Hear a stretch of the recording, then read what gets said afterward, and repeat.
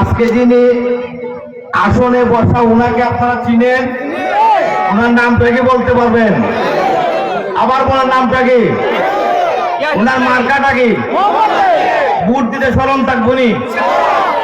নতুন প্রজন্ম যারা বাইরে আছেন, বাংলাদেশ স্বাধীন হওয়ার 54 বছর পর্যন্ত আমরা ভোট দিয়েছি, ঠিক না?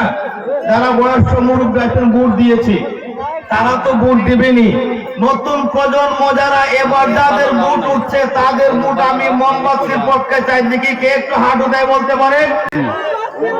বলেন না।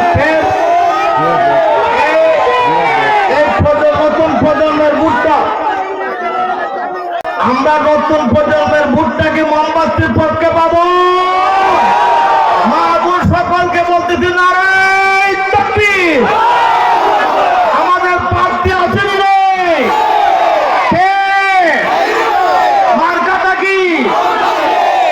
কোনো অজুহাত নাই। আমার মুমিন সাহেব বলে গেছেন।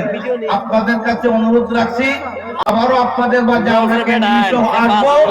আজকে শুধু স্বল্পতা সময় স্বল্পতা নিয়ে সেখানে আসা হচ্ছে। আপনারা সকলে মোমবাতিতে আগামীতে ভোট দেওয়ার আশা প্রত্যাশা রেখে আমার বক্তব্য শেষ করছি। আসসালামু আলাইকুম।